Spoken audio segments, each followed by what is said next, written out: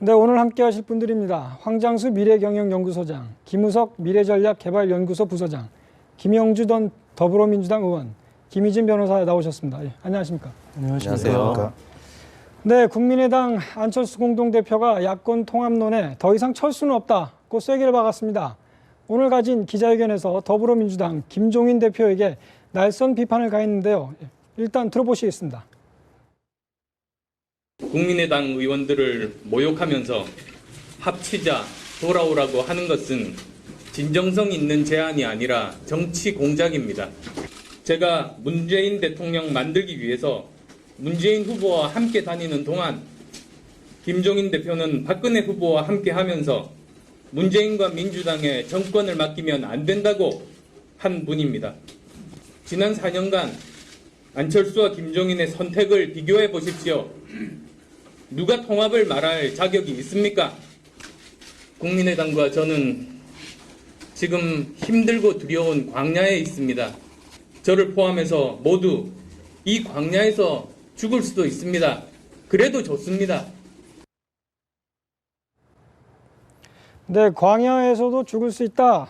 결국은 독자 노선을 선언했습니다.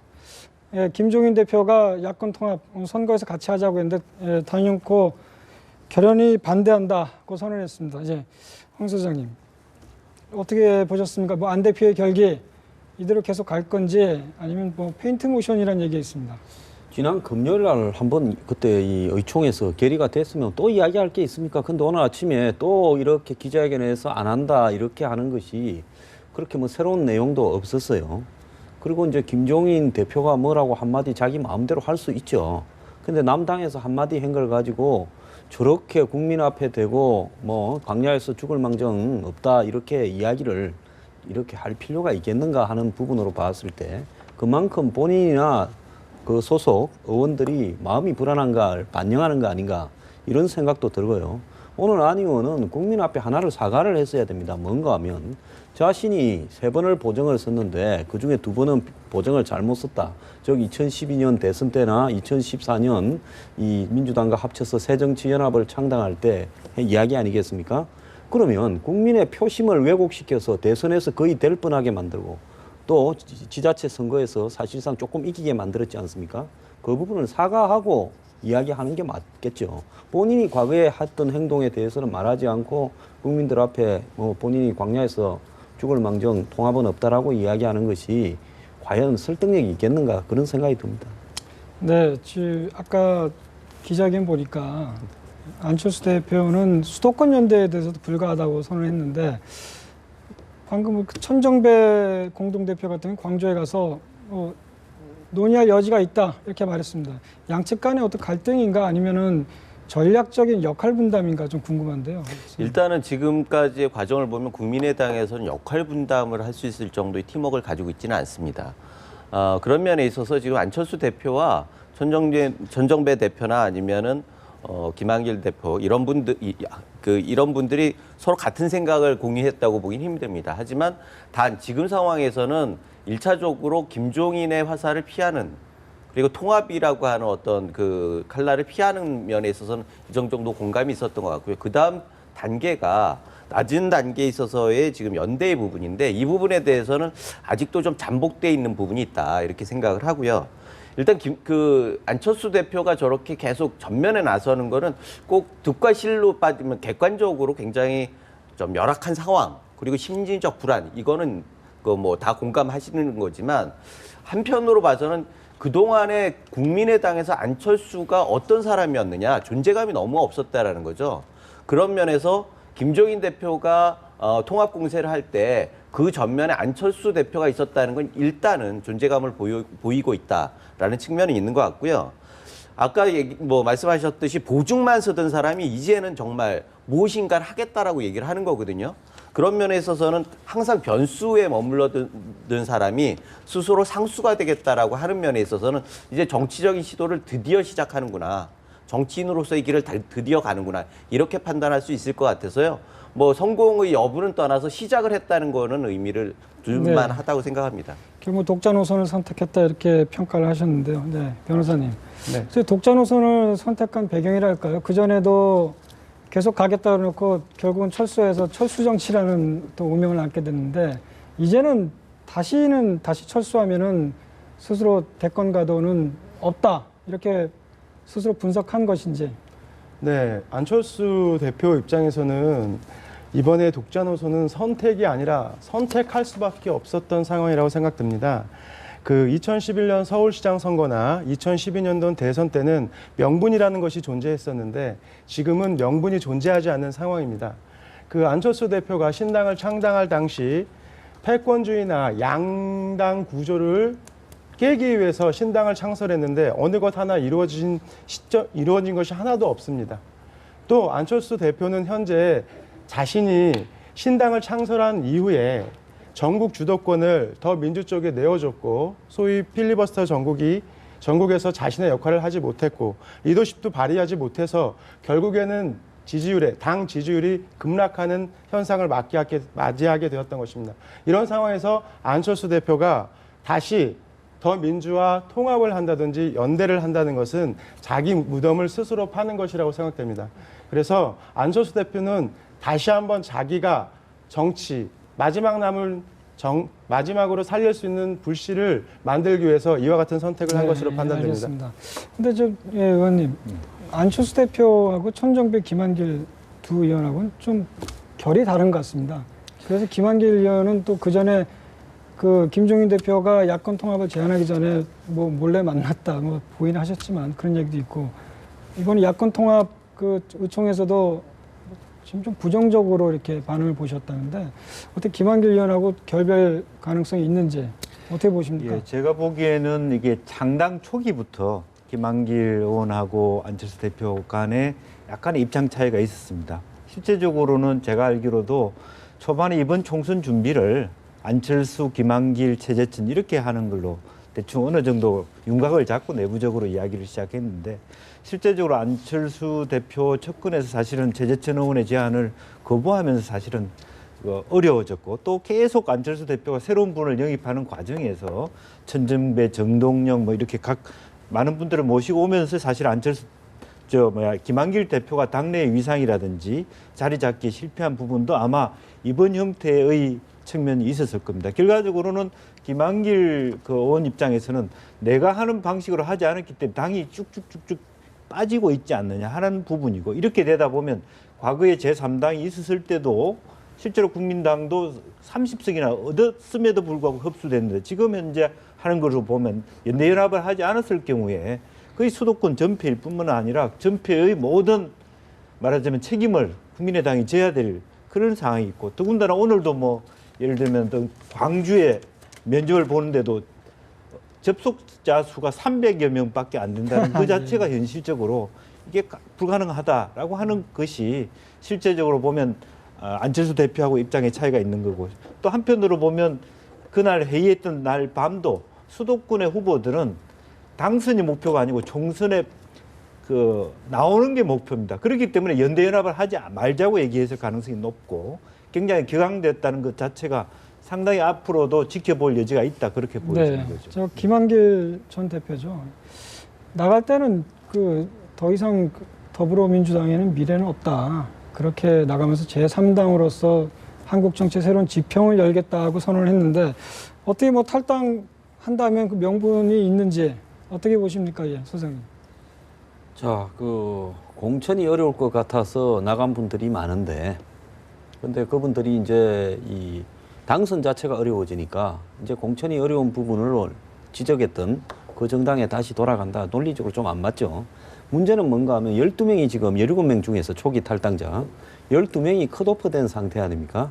자, 김종인 이 대표가 차마 그 말을 못해서 그럴 건데요. 지난 금요일 날 끝까지 당을 지키겠다 이렇게 결론이 안 나오게 할 방법도 있었을 겁니다. 그 방법은 뭔가 하면 컷오프 무효다. 그러면 아마 그날 다수의 의원들이 돌아가자라고 결론이 났을 겁니다. 그런데 김종인 대표도 그런 식의 정치를 해서는 안 되지 않습니까? 그러니까 제가 봤을 때 어차피 국민의당에서 컷오프된 다수는 돌아가기가 어려울 거고요. 그것이 아마 당대당 통합이나 흡수 통합은 안 되는 이유 중에 하나일 거라고 보는데 그렇더라도 일부는 선별적으로 흡수를 시켜버리면서 사실상으로 호남에서 지지율을 낮추어서 통합하지 않고도 통합하는 효과를 거두는 쪽으로 가게 되면 수도권의 지지율도 더 빠지지 않겠냐 이래 보는데 지금 안 의원 본인이 하나 좀 이렇게 잘 파악해야 될 부분이요. 본인이 양당의 이 정치 독점을 타파한다라고 주장했는데 본인이 가장 많이 주장한 게 호남의 지지 기반을 구축하는데 거의 모든 노력을 집중을 했습니다.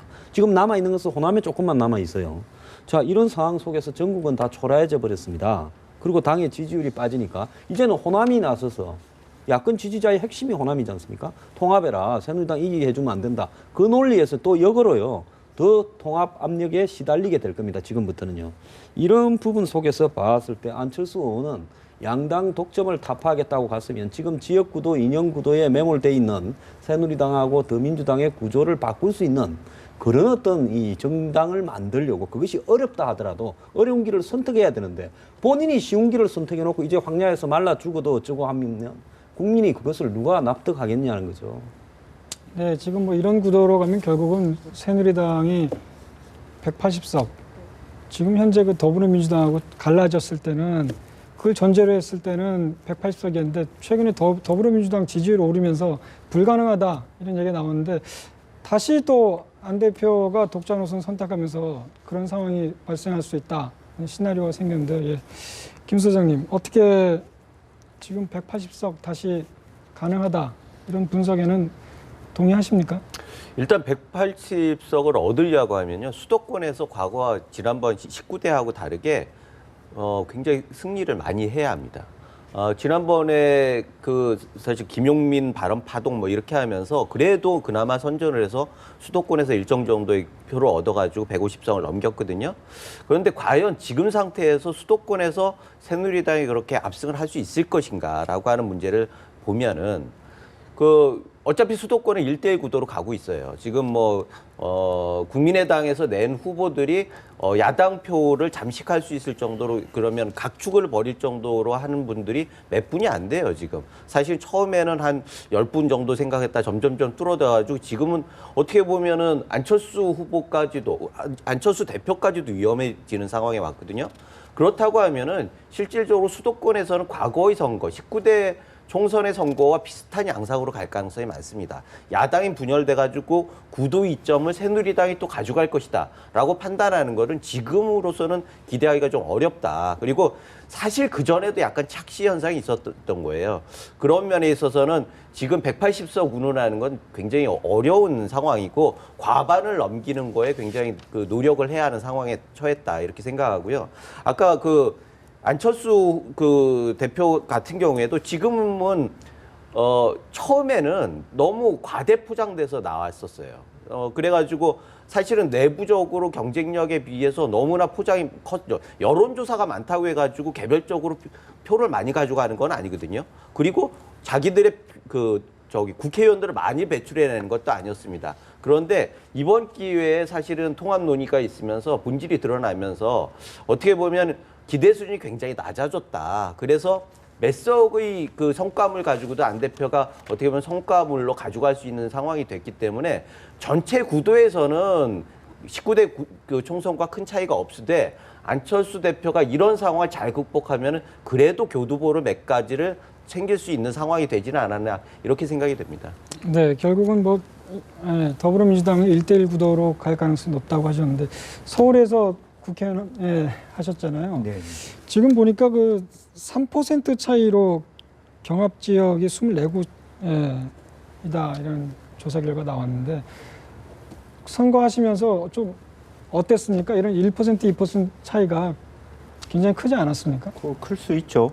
여러 가지 이제 한편으로는 그렇기 때문에 이제 1%, 2% 사이에서의 여러 가지 다른 차이가 났기 때문에 운칠기삼이라 자기가 컨트롤할 수 있는 범위보다 컨트롤할 수 없는 부분이 많다라는 부분이 있고 한편으로는 또 상대당 후보의 경선을 세게 붙었을 경우에 실제로 한국 사회의 경우에는 그 경선이 아름답게 정리되기보다는 오히려 예를 들면 종로의 경우에 그렇게 될 수도 있다는 거죠. 예를 들면 오세훈 후보와 박진 후보가 너무 세게 그 박빙을 했을 경우에 부분적인 반사이익이 있기 때문에 현실적으로는 여론조사 지고 있지만 뒤집어지는 경우도 생길 수 있고 여야가 반대의 경우도 생길 수 있기 때문에 어떻게 보면 초박빙의 상황이 될 수 있는 상황도 가능하다 그렇게 근데 그 보여집니다. 초박빙 상황에서는 어떻게 표가 선거 막판에 이렇게 흘러가고 그런 실제로 건가요? 그거는 이제 야권의 경우는 이제 전략적 투표를 많이 하게 되겠죠. 지금 현재의 아마 김종인 대표가 이런 노리는 수는 통합은 아니더라도 전체 기류를 호남 유권자들이 수도권에 있는 호남 유권자들이 전략적 투표를 해서 국민의당은 도저히 키워줄 만한 가치가 없다는 것을 그냥 가져가게 하려는 그런 면에서 마지막에 굉장히 그게 큰 도움이 될 수도 있거든요. 그래서 실제적으로 제일 지금 야권으로서 불안한 요소는 뭐냐면 호남 유권자들이 투표장에 가지 않는 게 가장 우리가 견제해야 될, 두려워해야 될 그런 부분일 겁니다. 왜냐하면 국민의당이나 더불어민주당 둘 다 싸우는 게 보기 싫으니까 안 가겠다 하는 경우는 그냥 총선도 없고 대선도 없는 그런 결론이기 때문에 어느 정도 초박빙에서 이길 수 있는 부분은 결국에는 수도권에 있는 네. 자기 지지자들 결집에 있다 저는 그렇게 보여요. 결국 지금 그- 말씀하시는 네. 거에서 조금 추가를 하자면요. 지금 수도권 선거에 있어서 어차피 쏠림 현상들이 있게 되거든요. 마지막에 되면은 될 후보들한테 하고 야권 성향도 모이게 돼 있으니까 사실은 무소속이 가져가는 표만큼의 표밖에 가져가지 못할 가능성도 많다. 국민의당이 이런 생각들을 하게 되는 거예요. 그래서 단순히 3% 이런 걸 3%가 왔다 갔다 한다라고 얘기하기 힘들고 또 하나의 변수는 지금 새누리당 같은 경우에는 다 경선을 하는 방향으로 가지 않습니까? 사실은 내부에서 경선을 하지 않으면은 지지자들은 그냥 전략 공천을 할 때 그러면은 초기에는 반발이 있지만 사실 표를 직접 찍지 않았기 때문에 어떻게든지 수습이 될 가능성이 많아요. 그런데 경선까지 가면 아주 극단적으로 뭐 지금 대구에서도 벌어지지 않습니까? 당 내에서 아주 극단적으로 감정적인 대립을 하게 됩니다. 그러면 본선의 선거에 있어서 표를 찍지 않거나 어떻게 보면 거꾸로 가는 경우도 있어요. 그런 면에 있어서는 아직 수도권에 있어서는 정말 아까 구도의 면에도 있고 그 구도의 이점도 새누리당이 가져가기 힘들지만 방식 자체 그러니까 후보를 선출하는 방식에 있어서도 그렇게 안전하지 못하다라고 하는 관측들이 있습니다. 네, 그러나 그 민주당 뭐 야권을 소위 민주당이 그러는데 결국 그 핵심은 호남표 아닙니까? 호남표가 30% 갖고 있는데 아까 말씀하셨는데 호남표가 마지막 사표가 될 가능성이 있다 그러는데 현재 구도에서는 더불어민주당이 가느냐 국민의당은 가느냐 아니면 사표로 남아서 새누리당이 어부지리를 가져다 주느냐 뭐 이런 산수 같은데요. 근데 제가 봤을 때 결국은 지금 아직은 가열이 안 됐어요. 이제 총선이 시작이 되면 양쪽의 어떤 이 서로 간의 공방전, 뭐 경제 심판론, 뭐 안보, 무시론 뭐 이런 부분으로 굉장히 서로 간의 공방전이 시작되면 양쪽의 지지자들이 좀 달아오를 겁니다. 올해 같은 경우는 선거구 획정도 늦어졌고 또 더 나아가서 양당이 야당 쪽은 분열, 또 새누리당 쪽은 친박 비박 싸움 등으로 인해 가지고 유권자들이 지금 이 총선에 대한 관심을 본격적으로 이렇게 가동을 별로 안 하고 있다. 결국 이렇게 가게 되면 중간 진영이 거의 없어져 갈 가능성이 매우 높아진다고 봅니다. 거기에다가 진보 정당도 올해는 이제 통진당도 해산이 돼 버렸고 정의당이 있지만은 정의당의 존재감도 지금까지 거의 부각이 되지 않고 있어요. 결국은 두 쪽 싸움으로 이렇게 벌어질 때 남을 사표가 별로 있겠느냐. 제가 봤을 때는 사표가 별로 없을 거다.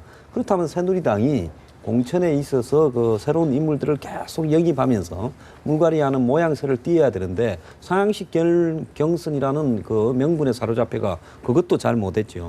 그 다음에 이제 지금 현재 경제가 어렵고 젊은 사람 노인분 할 것 없이 다 어려운데 이 부분에 어떤 개혁적인 정책들을 획기적인 정책들을 좀 발표하고 해야 되는데 얼마 전에 발표를 했는데도 언론을 제대로 타지도 못하고 있어요.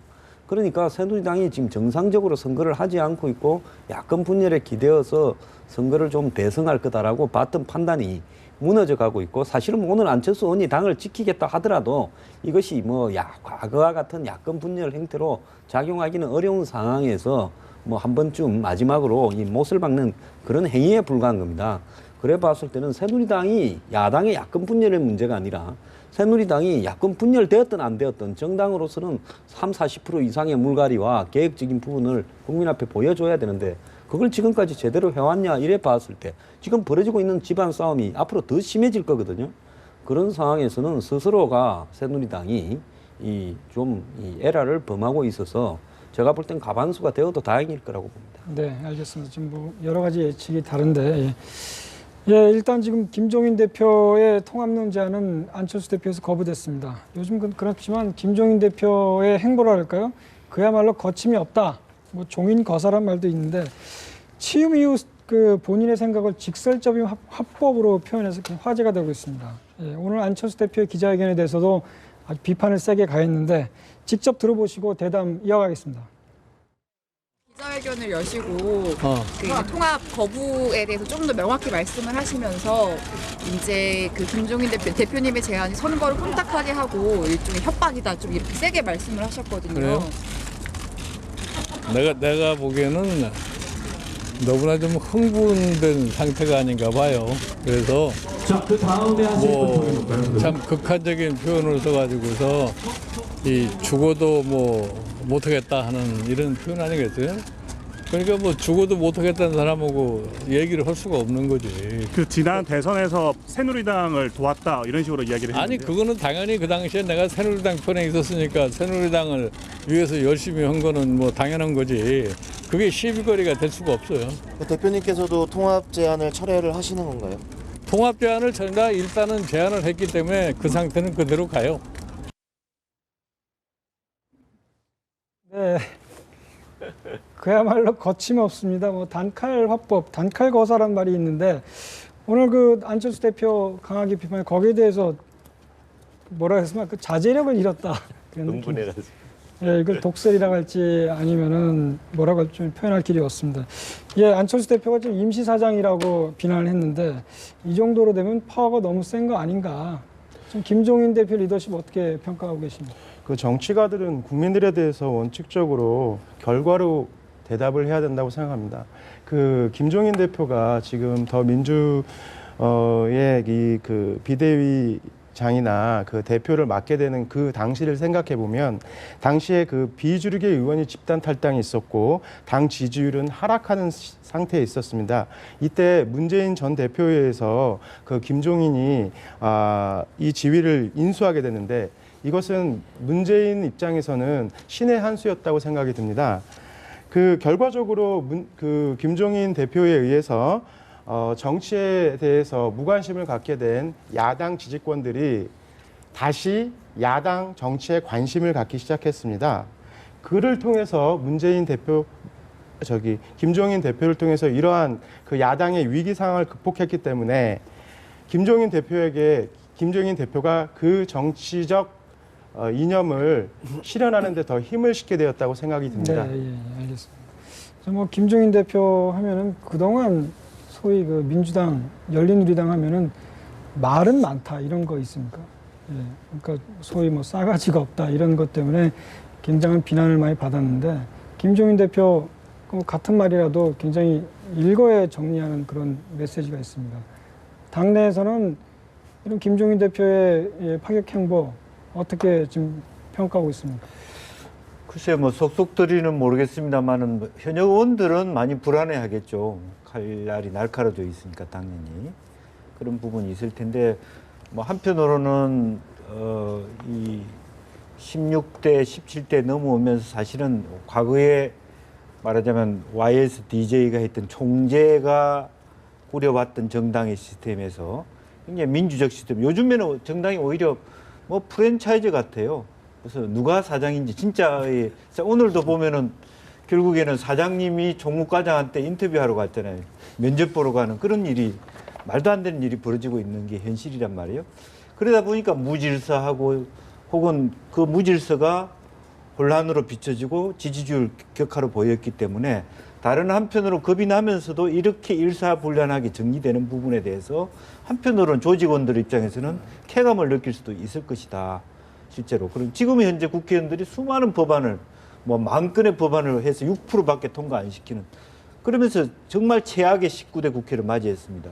그 원인이 보면은 실제로 옛날에 총재의 그 리더십에 의해서는 총재하고만 잘 소통하면 공천도 됐는데 이제는 시민단체, 지역구, 뭐 언론 다 해야 되는 정신없는 법안 발의까지 하는데 실제로 국민한테 봉사하는 실질적인 어떤 정당의 기능을 놓치고 있는 현실이기 때문에 어떤 면에서는 그 시기적 과정으로 보면 강력한 리더십이 필요하다. 그렇게 느껴지는 부분도 아마 있을 것 같습니다. 네, 홍 선생님, 그전 열린우리당을 다시 말씀드리고 있는데 예. 그 열린우리당 하면은 일단 결론을 정해놓고 그 다음날 뒤집어버리고 또 같은 말을 두고도 이상한 말 해가지고 문제가 되지 않았습니까? 그래서 그게 소위 친노 운동권이라는 이미지 그런 것 때문에 아직까지도 그 트라우마에서 못 벗어나고 있는데 이제 김종인이 와서 그걸 엎었다. 이게 김종인 신드롬 아니냐 이런 얘기가 있습니다. 근데 그 부분이요. 당시에 열린우리당의 의원들은 자주 뒤집어 엎어서 정치에서 사실 갑자기 뒤집어 엎으면 예측이 좀 불가능한데 근데 너무나 예측이 가능하게 뒤집어 엎어서요. 뭐 FTA도 뒤집어 엎을 거다 이런 게 거의 다 예측이 되는 대로 누가 함정을 파놓고 기다리면 거기 가서 저절로 떨어질 정도로 예측이 가능했습니다. 그런데 지금 김종인 대표가 뭐 요즘 언론에서 저분의 그 리더십을 뭐 이렇게 특집 보도하듯이 하는데 제가 볼 때는 별거 아니고요. 예측이 불가능하기 때문에 그렇습니다. 저분이 지금 뭐 하는 일들 보면 앞으로 예를 들어서 이 재선이나 삼선을 얼마나 더 칠지 예측이 불가능하지 않습니까? 야권 통합 툭 던져놓고 거기에서 국민의당에서 몇 명을 더 공천을 주겠다 하면서 빼내올지 그것도 예측이 불가능하지 않습니까? 막는 사람은 결사적으로 막는데 그냥 이렇게 던지는 사람은 말 낚시하듯이 한번 툭 던져놓고 뭐 아직도 그대로 다 하고만 있지 않습니까? 그러니까 이런 부분들이 이 대단한 어떤 이 것처럼 보이는데 또 저분의 말 중에 보면요. 단칼로 툭 던지지 않습니까? 아까 그때는 내가 한나라당 당적이었고 도로 갔기 때문에 열심히 했어야지 이러는데 사실 이게 그때 한나라당 하다가 지금 야당에 대표한다라는 게 뻔뻔하기로 말하면 엄청 뻔뻔하기 때문에 보통 사람은 저런 말을 못하죠. 근데 저분이 나이가 이제 한 77세 돼서 내가 뭐 이 나이에 좀 뻔뻔하면 어떠냐 이렇게 말을 하니까 보통 뭐 기성 정치인들 중에 좀 성공한 사람들은 집착이 강해가 내가 대선 가는데 말 한 번 잘못하고 수 한 번 잘못 던지면 여기서 가라앉는다 이러는데 저분은 가라앉으면 집에 가면 되지 내가 뭐 야당 대표한 게 어디냐 그렇지 않습니까? 이 조부도 대표했잖아요. 국민의당이라고 야당 만들었어요. 그러니까 저분이 던지는 부분이 이 대단한 것처럼 나오는데 한국의 정치의 수준이 너무 얕아가지고요. 77세 노인을 못 당하고 있습니다. 친노든 비노든 뭐 안철수 국민의당이든 이게 한심한 거죠. 네, 아까 말씀하셨지만 새누리당에서는 새누리당이 헌신하고 여기 민주당 왔는데 민주당이 헌신하는 게 뭐가 잘못됐느냐. 결국 자기는 철새가 아니고 어떤 전쟁에서 이기한 책사다 이렇게 스스로를 규정했는데 예, 말이 좀 화려한 것인지 아까 말씀하신 좀 뻔뻔한 것인지는 좀 유권자들이 판단을 몫인 것 같고요. 일단 야권 통합 문제에 대해서는 예, 거부당했습니다. 이제 다음 수가 뭐냐. 결국은 소위 친노 운동권을 뭐 학살한다, 물갈이에서 쳐낸다 이런 예측이 있는데요. 어떻게 지금 김종인 대표 리더십으로 이게 가능할지 예, 궁금합니다. 일단은 통합론 자체는 뭐 일정한 소득을 얻은 거죠. 뭐 적진을 교란해가지고 실제적으로 거의 와해의 분위기까지 몰고 가지 않았습니까? 또 한 부분에 있어서는 책임을 면할 수 있게 됐어요. 야권 분열이라고 하는 책임을 확실하게 국민의당으로 전가시키고 안철수 대표한테 전가시킴으로써 결과에 있어서도 일정 정도의 빠져나갈 구멍을 만들어놨죠. 그런 의미에서는 뭐 통합이 안 됐다고 해서 통합론이 실패했다라고 보기는 어렵습니다. 일단 성공을 했다고 보는 거고 그 다음에 이후에 총선 이후의 통합은 또 당연히 이루어질 거거든요. 그 논의는 더욱 커질 텐데 거기에서 김종인 대표가 일정 정도 주도권을 행사할 수 있는 근거들을 만들어놨다. 이런 정도의 뭐 성과가 있겠죠. 그러면 지금부터 어떻게 할 것이냐. 사실은 뭐 김종인 대표는 지금 뭐 더불어민주당을 당을 살리겠다고 들어온 사람은 아니에요.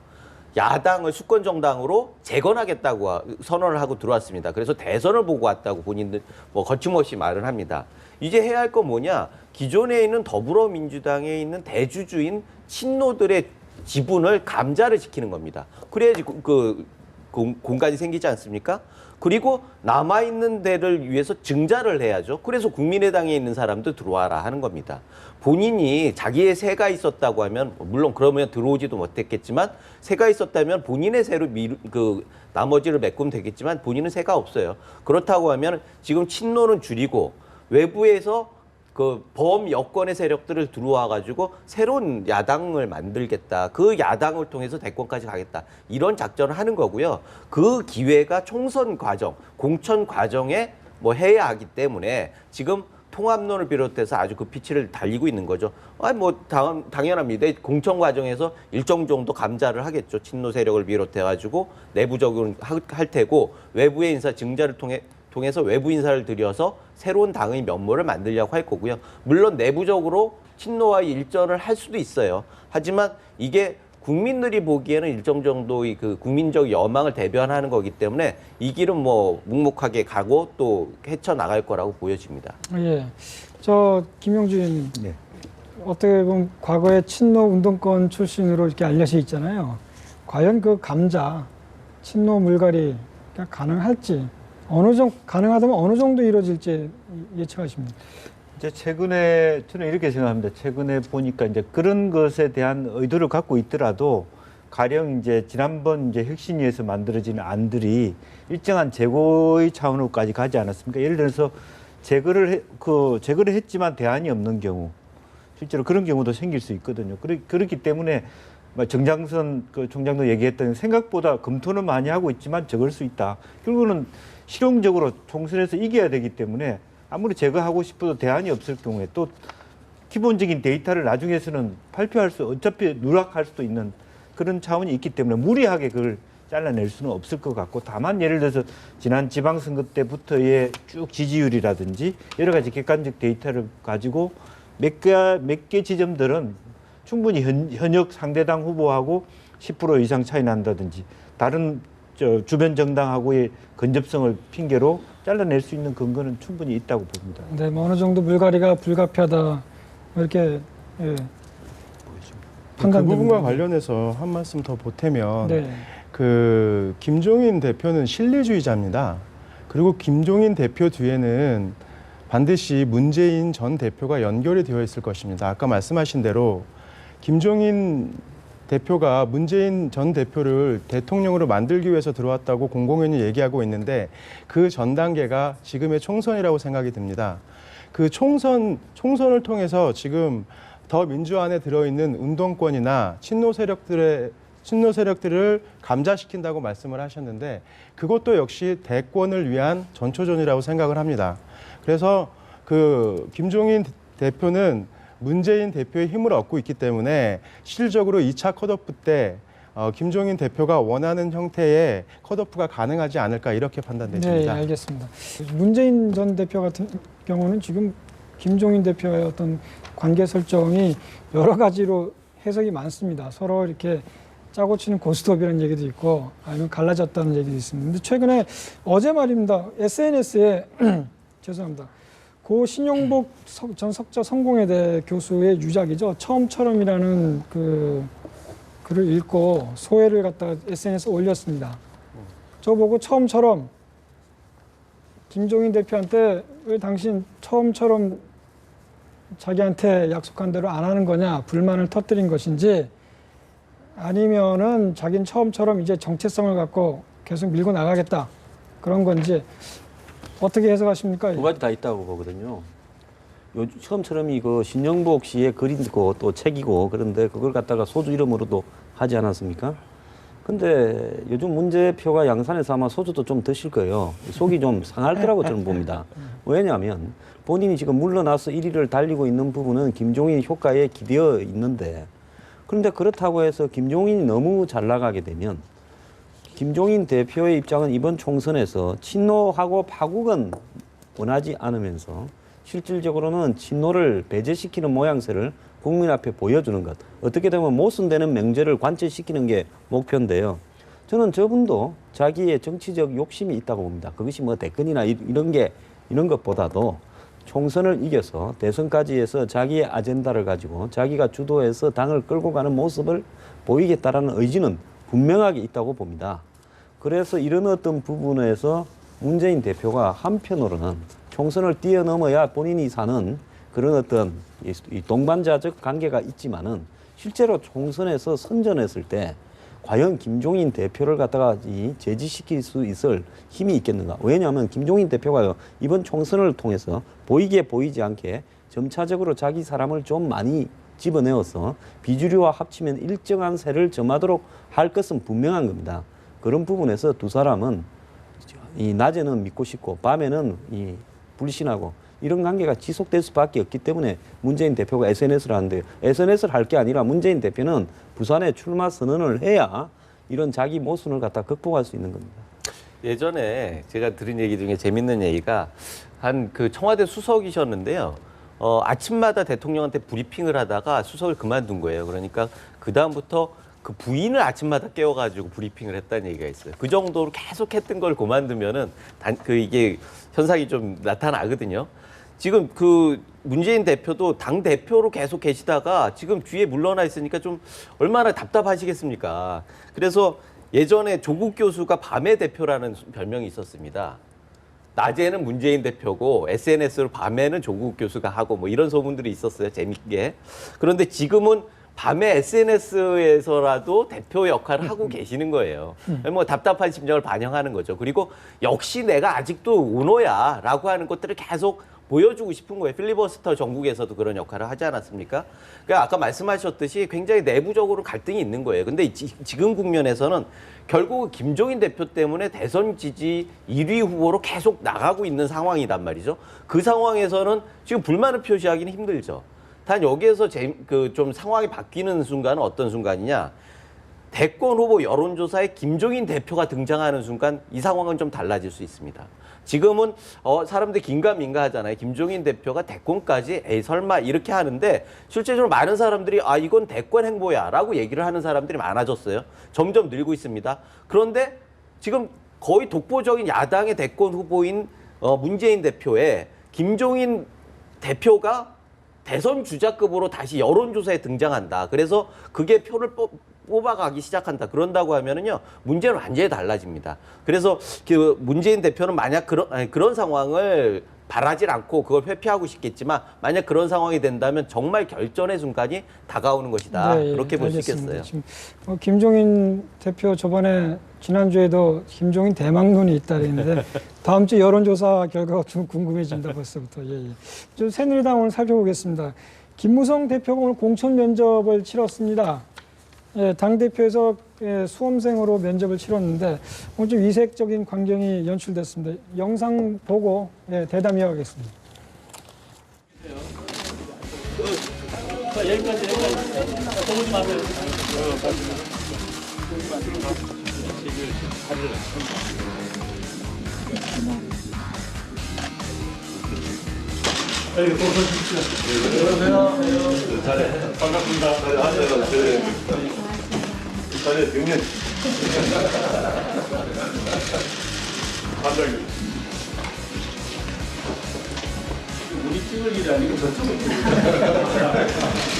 아니 어렵습니다.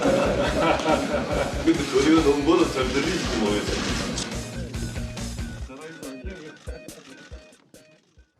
네.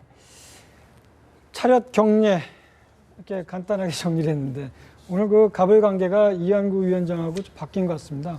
철저하게 오늘 일관계에서 경례를 했는데 태산명동 서일필이라고 뭔가 좀 오늘 한판 붙을 줄 알았는데 저렇게 싱겁게 화기애애한 분위기로 끝났다는 게 현장 기자들의 전언입니다.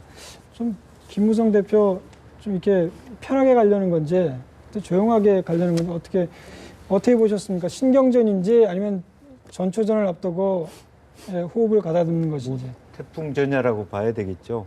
실제적으로 뭐 이렇게 경선에 들어가서는 옆에 다른 후보들도 있고 그렇게 심각하게 논쟁을 일방적으로 할 수 없는데 그럼에도 불구하고 그 상향식 공천에 대한 질의응답에서는 상당히 날카로운 대화를 주고받았다고 그런 얘기도 있습니다. 그래서 근본적으로 입장의 차이나 변경은 없는데 다만 형식 자체가 지금은 어쨌든 자기도 그 후보 중에 한 사람으로 와 있는 거니까 어쨌든 그 예의를 갖춰서 자기 스스로가 이렇게 컷오프의 빌미를 제공하지는 말아야 되겠다 이런 생각을 할지는 모르겠습니다. 네, 김 소장님. 그 김무성 대표 같은 경우 YS 김영삼 전 대통령 밑에서 정치를 배웠는데 YS는 어떤 위기가 닥치면은 거짓말도 해가면서 그걸 난국을 돌파하는 그런 정치 고단수였잖아요. 네. 근데 김무성 대표 같은 경우 좀 맷집이 약한 것인지 아니면은 거대한 반격을 앞두고 숨 고르는 것인지 어떻습니까? 당 분위기는요? 지금 보면은 사실 뭐 YS하고 지금 단순 비교를 할 수 있는 상황은 아닌 것 같고요. 야당의 대표, 야당의 총재로 오래 했던 YS는 사실 본인 스스로가 뭐 진두지휘하고 앞장서는 있을 수밖에 없고, 결국 모든 책임을 본인이 질 수밖에 없는 그런 정치 역정을 했죠. 그런데 지금은 엄연히 여당의 대표라고 하는 거는 정부가 뒤에 있고 대통령이 뒤에 있다라고 하는 게 전제가 돼야지 여당의 대표라고 하는 게 의미가 있지 않습니까? 그러니까 여당 대표하기가 참 힘들어요. 그런데 지금 상황에서는 대통령의 뜻과 또는 대통령을 위시로 하는 그 주변 그 분들의 뜻과 김 대표의 뜻이 일치하지 않을 경우에 여당은 어떤 스탠스를 해야 하느냐라고 하는 아주 본질적인 문제가 있는 겁니다. 그런 면에 있어서 지금 김 대표는 어떻게 보면은 갈피를 못 잡고 있다 이렇게 볼 수가 있어요. 어떤 땐 세게 나갔다가 결국은 그래 이게 여당 대표잖아라고 또 후퇴하고 30시간의 뭐 원칙 이렇게 얘기를 하지 그렇게까지 뭐 이렇게 비하할 문제는 아니지만 본질적인 문제가 있는 거예요. 그런 면에서 야당의 총재는 대표가 하듯이 김무성 대표가 할 수는 없는 것이라고 하는 건 전제가 있습니다. 단 그 안에서 정말 정치력을 어떻게 발휘하느냐라고 하는 게 첫 번째 의구심이 있는 거고, 두 번째는 이 총선을 돌파할 전략이 있느냐 없느냐 이 부분입니다. 아까 많이 얘기를 했듯이 사실은 국민들이 바라는 것은 여당 스스로가 스스로의 변혁을 통해서 새로운 모습을 보여주기를 원했단 말이죠. 그런데 지금까지 당 지도부는 방식의 새로움, 상향식 공천이라고 하는 방식의 새로움을 집착한 나머지 결과물의 새로움을 보여주지 못하는 결과를 초래하게 됐다라고 하는 그런 우려를 보인 거예요. 실제적으로 국민들이 보기에는 국민들 밥상에 차려줄 요리, 이게 중요한 거지 당신들이 가서 요리법을 어떻게 쓰느냐가 중요한 게 아니거든요. 영양가 있고 맛있는 요리가 필요한 거예요. 그런데 이게 맛있습니까? 라고 얘기할 때 우리는 이런 방식으로 요리를 하고 있습니다 라고 하는 것을 계속 반복하다 보니까 여론이 뒷받침되는데 한계가 있었다라고 하는 측면이 있었고, 그것을 이제 이한구 공관위원장이 떠안게 된 거죠. 그게 지금의 현상을 반영하고 있다고 봅니다. 예, 알겠습니다. 지금 또 다른 대권 잠룡이죠. 김문수 전 의원이 지금 수성갑에서 김부겸 전 의원하고 좀 막상막하 접전을 치르고 있는데, 과거의 얘기를 꺼냈습니다. 이선실 간첩 사건이요. 뭐 어떤 배경이라고 보십니까? 지금 뭐 그 격차가 상당히 좁아지지 않고요. 가는 부분에 대한 어떤 초조감에 발로올 수도 있는데요. 제가 봤을 때는 그 김문수 전 지사가 이 싸움을 그렇게 태형적으로 몰고 가기보다는 지금 안보 이슈가 이제 집중되니까 그런 이야기들을 하는 부분도 있겠죠. 제가 볼 때 뭐 그 부분에 대해서는 어떻든 법으로 매듭이 된 사건이지 않겠습니까? 그런 부분이기 때문에 그런 것들을 가지고 지금 이슈화하는 것이 뭐 이 대구라는 TK 지역이라는 어떤 특성으로 볼 때 유리할 수도 있겠지만 그런 부분보다는 정책 대결로 가는 것이 맞을 거다 이래 봅니다. 왜냐하면 두 사람 다 잠재적인 대권 주자지 않습니까? 거기에 걸맞게 싸우는 게 낫겠죠. 근데 지금 대구 정서의 과거 뭐 좌익이나 좌파 문제는 민감한 사안인데요. 이번 문제가 김부겸 전 의원에게 타격이 될지 아니면 김문수 전 의원에게 좀 불리하게 작용할지 어떻게 좀 예상하시죠? 예, 지금 상황에 있어서는 뭐 모르겠습니다. 이게 제가 보기에는 뭐 제가 경험해 본 김문수 의원이 이런 식으로 본인의 배경도 있고 그렇게 본인이 나서서 했을 것 같지는 않아요. 운동원들이 SNS를 통해서 이렇게 구전하듯이 이렇게 하면서 그게 뭐 번져서 이런 상황까지 갔을 거라고 생각이 되긴 하는데, 어찌됐든 뭐 그 전체적인 책임은 후보가 지는 거죠. 그리고 결과에 대한 책임도 지는 거고, 그런 면에 있어서 지금 이 상황은 둘 다에게 굉장히 안 좋은 상황이고, 득실을 따지기 전에 현재 상황을 고착화하는 그런 측면이 많을 것 같다. 그래서 만약에 김문수 후보가 이 상황을 완전 뒤집을 무슨 획기적인 무엇인가를 원했다라고 하면 이 아이템은 아니었어야 하지 않나라는 생각이 들어요. 사실 뭐 김부겸 의원이야 야당 의원 출신이긴 하지만 또 한나라당에서 의원도 하지 않았습니까? 그렇다고 하면 그런 그 정과를 가지고 있는 사람이 한나라당에 의원으로 있었다라는 것도 사실은 좀 이해가 안 되는 일이고, 그런 면에서 지금 상황에서는 조금 그 방향을 달리해서 아까 말씀하셨듯이 정책이나 무슨 대권 후보로서의 비전이나 이런 부분들을 통해서 대구 시민들의 자존심을 세우는 방향으로 경쟁을 해줬으면 좋겠습니다. 좋겠다는 예, 생각이 알겠습니다. 듭니다. 예. 할 말이 많으시겠지만 시간 관계상 오늘 토론은 여기서 마무리해야 될 것 같습니다. 예, 감사합니다.